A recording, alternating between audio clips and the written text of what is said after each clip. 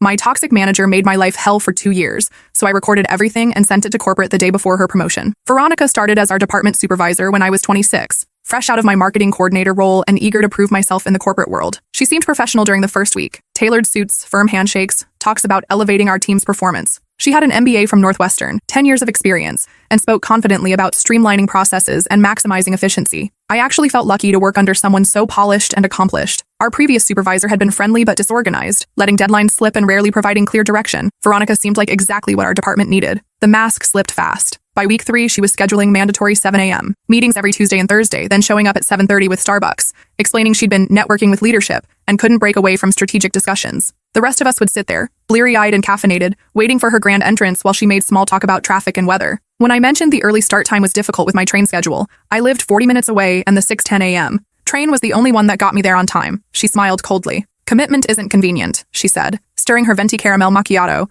with deliberate slowness. Maybe this role isn't the right fit for your lifestyle preferences. The psychological warfare escalated quickly. She'd assign urgent projects at 5:50 p.m. on Fridays, demanding them completed first thing Monday morning, not Tuesday. Not when you get a chance. Monday at 8 a.m. sharp with full analysis and recommendations. She'd approve my vacation requests for scheduling, then forget to process them in the system until I'd already lost the hotel deposits and flight cancellation fees had kicked in. During team meetings, she'd ask my opinion on campaigns or strategies, wait for me to start speaking with genuine interest, then interrupt me mid-sentence to say, "Actually, let's hear from someone with more experience in this particular area." The micromanagement was suffocating. She required detailed daily reports of how I spent each hour, questioned every client interaction, and demanded to approve even routine email responses before I could send them. She'd schedule check-ins that lasted 2 hours, during which she'd nitpick every aspect of my work while simultaneously complaining that I wasn't being productive enough. My coworker David watched this happening and pulled me aside after one particularly brutal meeting where she'd made me present my entire quarterly project proposal, then systematically torn it apart in front of the entire team for lacking strategic vision,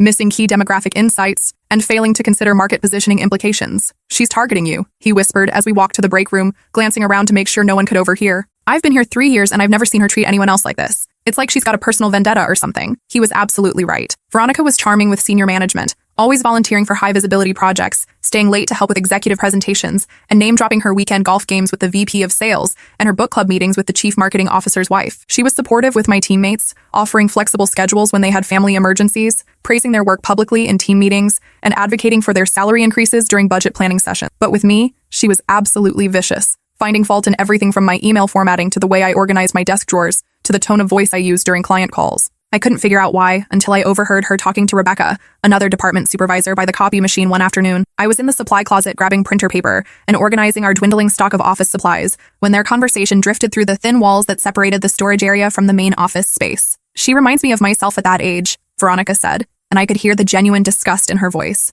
"Ambitious, confident, always speaking up in meetings like she has something valuable to contribute. It's disgusting how entitled these young women are now. They think they deserve respect just for showing up." "She seems hardworking," Rebecca replied diplomatically, and I could hear her shuffling papers. "They all seem hardworking until they start demanding promotions they haven't earned and questioning decisions made by people with actual experience. Mark my words, she'll be gunning for my job within 2 years. I can see it in her eyes." My stomach dropped like an elevator with severed cables. This wasn't about my performance or attitude. This was about her insecurity and her perception that I was a threat to her position. The breaking point came during my annual performance review, conducted in the sterile conference room that always smelled like stale coffee and broken dreams. She'd been building a case against me for months, documenting every bathroom break that lasted longer than 5 minutes, every minute I arrived after 8:59 a.m., every project that was 99% perfect instead of absolutely flawless. She had a manila folder 2 inches thick with printed emails, time-stamped notes, highlighted performance metrics, and detailed observations about my concerning behavioral patterns. "Your attitude has become concerning over the past several months," she said, sliding a formal written warning across the polished conference room table. "Multiple colleagues have complained about your negativity, unprofessional behavior, and resistance to constructive feedback." I knew this was a complete lie. My teammates regularly thanked me for covering their mistakes when Veronica threw them under the bus. David had told me just last week that I was the most reliable person on the team and the only one who actually helped train new employees properly. Our intern Whitney had confided that I was the only person who took time to explain processes instead of just dumping tasks on her desk with minimal instructions. "Who complained?" I asked, trying to keep my voice steady and professional. "That's confidential information that I cannot share," she replied with fake sympathy. "But the pattern is clear and well documented. You're not meeting our cultural standards for collaborative teamwork and positive attitude maintenance." She slid a second document across the table, a performance improvement plan that would put me on probation for 6 months. Any additional incidents of poor attitude, missed deadlines, or unprofessional behavior would result in immediate termination. The plan required weekly one-on-one meetings with her, daily productivity reports, and mandatory attendance at professional development workshops on topics like accepting feedback gracefully, and team collaboration in corporate environments. I signed the documents because I desperately needed the job. Student loans don't pay themselves, and I just signed a lease on a one-bedroom apartment after finally moving out of my parents' house.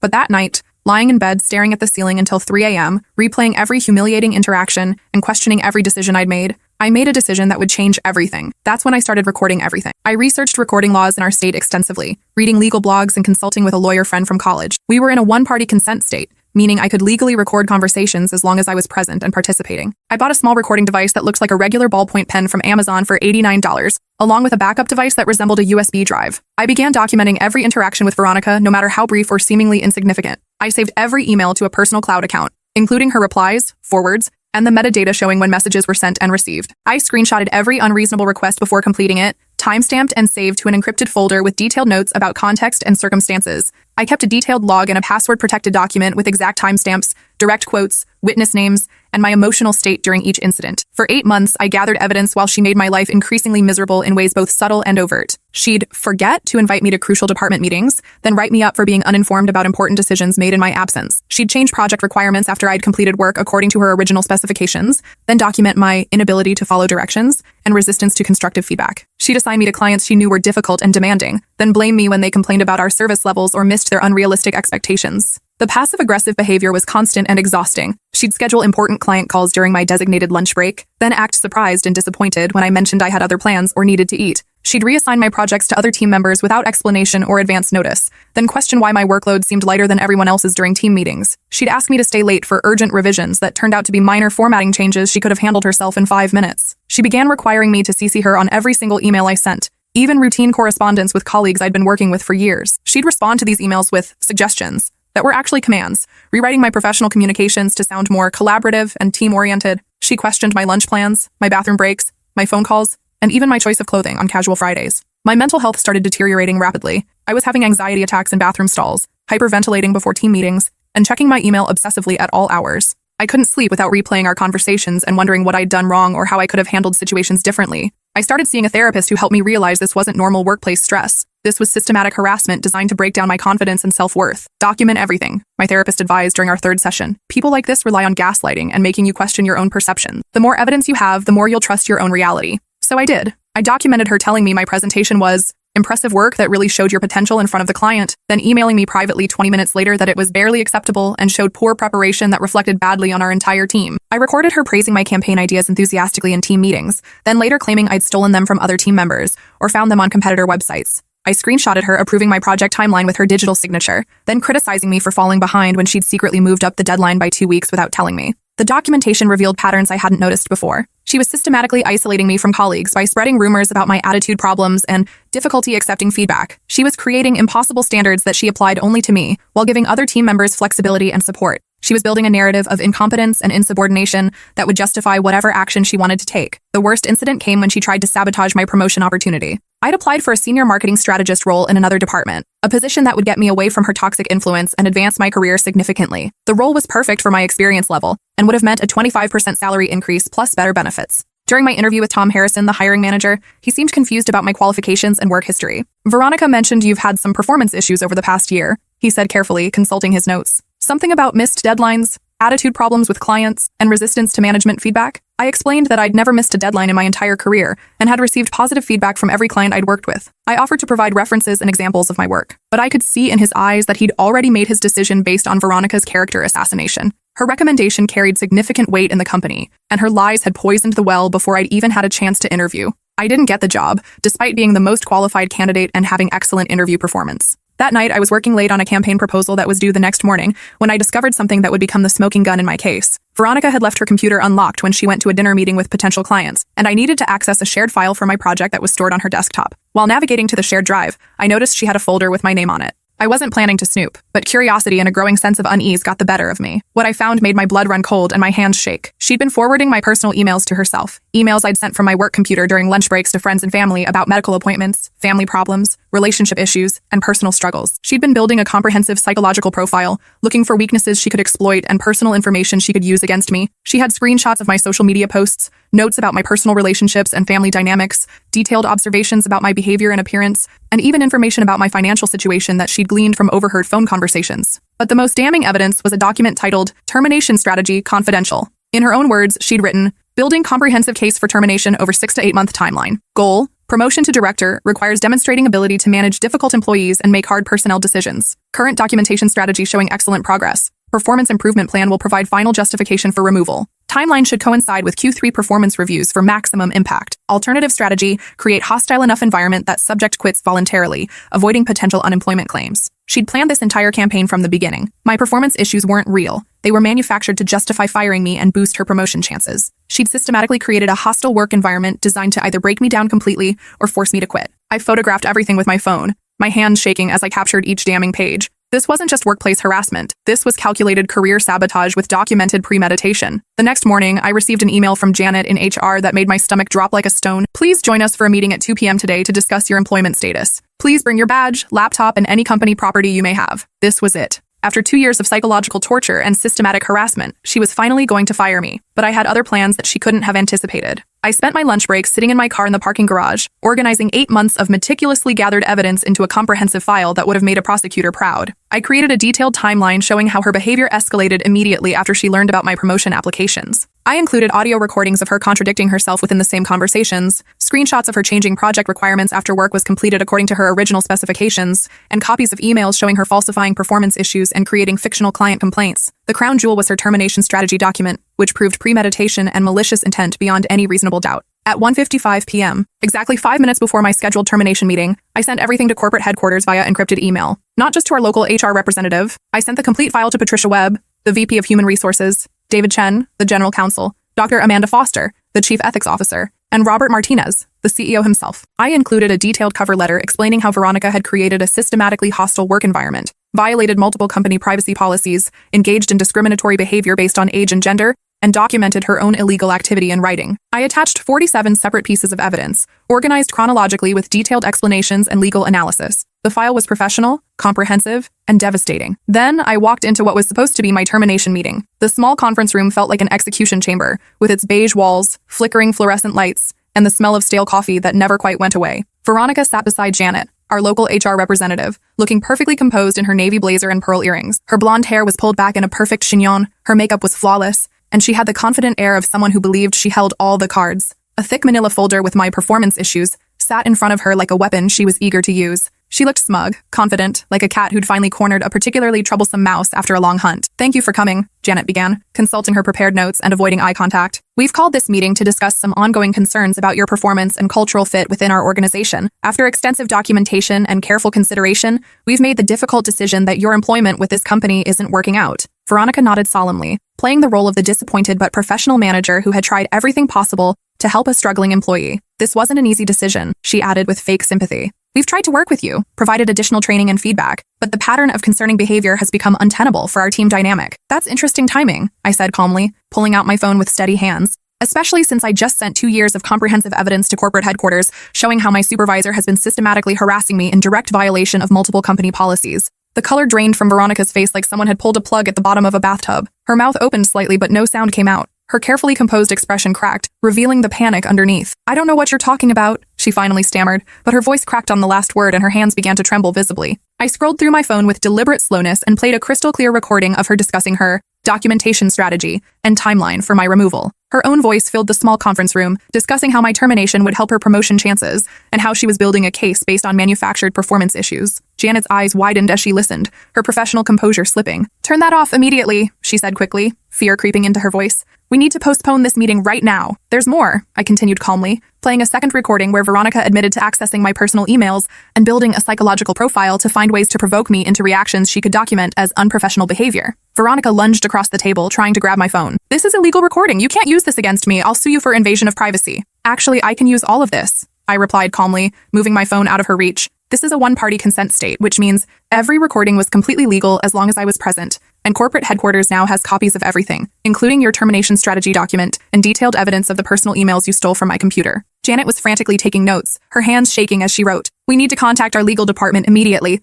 This meeting is terminated." As we all stood to leave, Veronica grabbed my arm hard enough to leave marks. "You have no idea what you've just done," she hissed, her professional mask completely gone. "I'll destroy you for this. I'll make sure you never work in this industry again." I smiled and gently but firmly removed her hand from my arm. "Actually, I think you already tried that approach. How did it work out for you?" Her face turned red with rage, and for a moment I thought she might actually try to hit me. Instead, she stormed out of the conference room, leaving her carefully prepared termination folder scattered on the table. 3 hours later, my phone rang. Patricia Webb, the VP of Human Resources at corporate headquarters, was on the line. "We've reviewed your materials," she said, her voice serious but professional. "This is exactly the kind of behavior we're working to eliminate from our company culture. The evidence you've provided is extremely concerning and potentially criminal. Can you come in tomorrow morning to discuss this matter in detail?" I met with corporate the next day in a gleaming conference room on the 28th floor of their downtown headquarters, with panoramic views of the city that made our local office look like a supply closet. Patricia Webb was there, along with David Chen from legal, Dr. Amanda Foster from ethics, and 2 other executives I didn't recognize. The atmosphere was serious but respectful,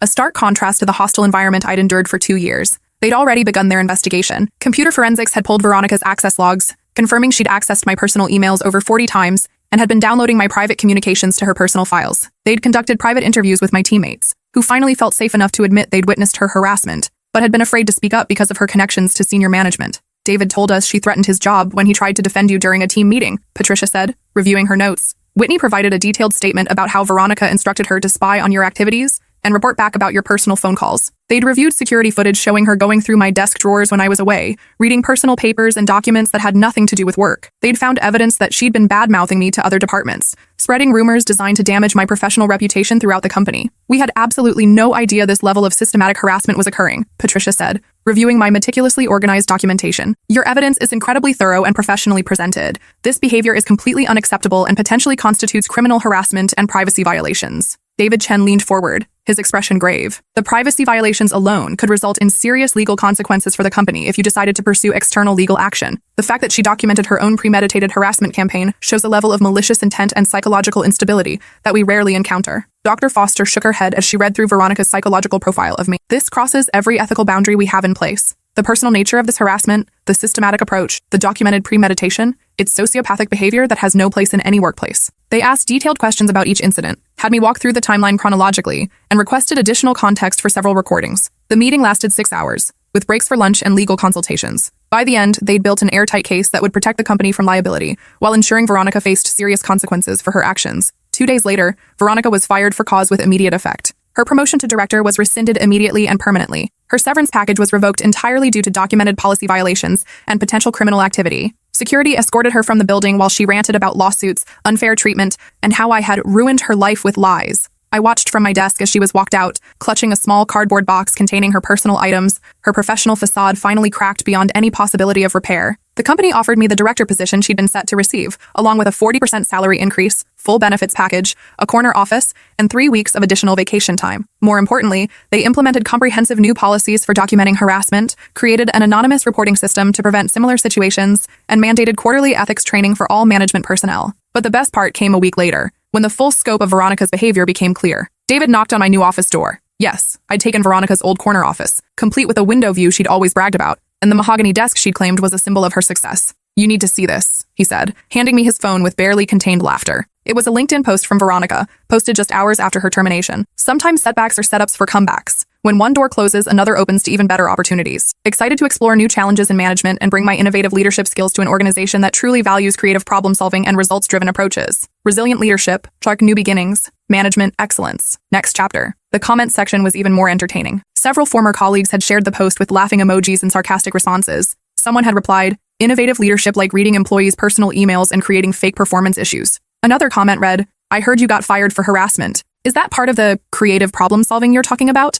A third person had posted, "Maybe your next employer should ask for references from the people who actually worked under you instead of just your golf buddies." I laughed until I had tears streaming down my face. 6 months later, I was grabbing my usual Friday evening coffee at the cafe near my apartment when I spotted a familiar figure hunched over a laptop in the corner booth. Veronica looked dramatically different from the polished professional I remembered. Her usually perfect blonde hair was unwashed and pulled back in a messy ponytail. She was wearing a faded sweater instead of her signature tailored blazers, and the dark circles under her eyes suggested she hadn't been sleeping well for quite some time. When she saw me approach the counter, she closed her laptop abruptly and approached my table with the kind of determined stride I remembered from our worst confrontations. "Some things never change. I hope you're happy," she said, her voice dripping with bitterness and barely controlled rage. "You completely ruined my career and destroyed my reputation over a simple personality conflict." I looked at her calmly, noting how different she seemed without the corporate armor. manufactured confidence and institutional power that had once made her so intimidating. No, I documented criminal behavior and systematic policy violations with comprehensive evidence, I replied evenly. There's a significant difference between personality conflicts and premeditated harassment campaigns. I was just trying to do my job and maintain professional standards, she insisted, her voice rising slightly and drawing stares from other customers.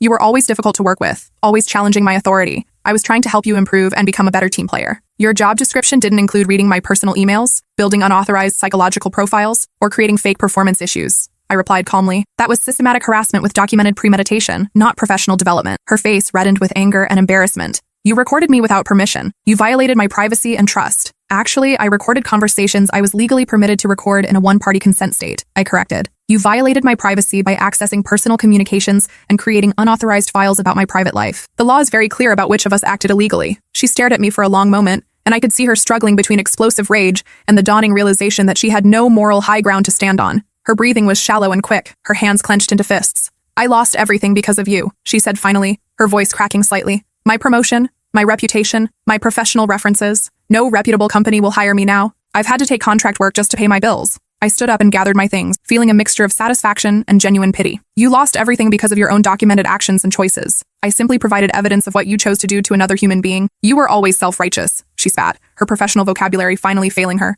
Always acting like you were better than everyone else, like you deserved special treatment. I smiled sadly, remembering how intimidated I used to be by her anger and accusations. Actually, you taught me something valuable during those 2 years of psychological torture. You showed me exactly the kind of manager and human being I never want to become. As I walked toward the door, she called after me with a desperation that was almost pathetic. This isn't over. I'll find a way to get back at you for this. I have connections in this industry. I turned back one final time, looking at this woman who had once controlled my daily happiness and professional future. Veronica, I'm not recording this conversation, but I'd be extremely careful about making public threats in crowded places. Some lessons apparently need to be learned more than once. I left her standing there, clutching her laptop bag like a life preserver, looking more defeated and powerless than I'd ever seen her. The woman who had once seemed so formidable now looked small, bitter, and utterly alone. Last month, David reached out with an update that made my entire week. Apparently, Veronica had found a new job at a smaller marketing firm across town after months of unemployment and increasingly desperate job searches. Within 3 months of her hire, 2 employees had quit unexpectedly, specifically citing her management style and hostile behavior in their detailed exit interviews. A third employee had filed a formal complaint with HR about workplace harassment and hostile work environment. The company's Glassdoor rating had dropped significantly,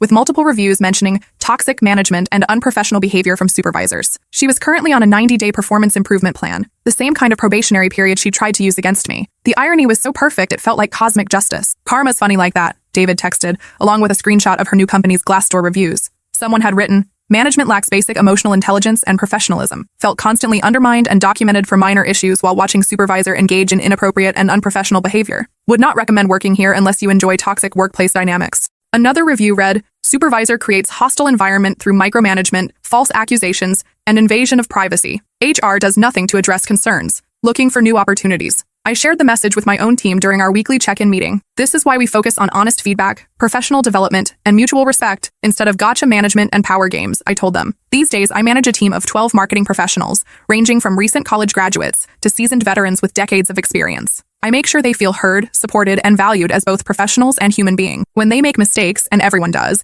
we discuss improvement strategies, provide additional training if needed, and focus on preventing similar issues in the future. When they succeed, I celebrate their achievements publicly, make sure senior management knows about their contributions, and advocate for their promotions and salary increases during budget meetings. I keep a genuine open door policy, literally. My office door stays open unless I'm in a confidential meeting or handling sensitive personnel matters. I respond to emails promptly with clear context and expectations. I never change project requirements without detailed explanation and appropriate timeline adjustments. I shield my team from unreasonable corporate demands whenever possible and take full responsibility when things go wrong, even if the mistakes weren't directly my fault. When team members need time off for personal reasons, family emergencies, medical appointments, or mental health days, I approve it immediately without guilt trips, passive-aggressive comments, or demands for excessive documentation. I trust them to manage their responsibilities and communicate openly when they need support. I never want anyone to feel the way Veronica made me feel during those 2 years of psychological torture, but I kept all my documentation equipment and recording devices carefully stored in my desk drawer just in case, because I learned something crucial during those 2 years of hell. Workplace bullies rely on victims staying silent,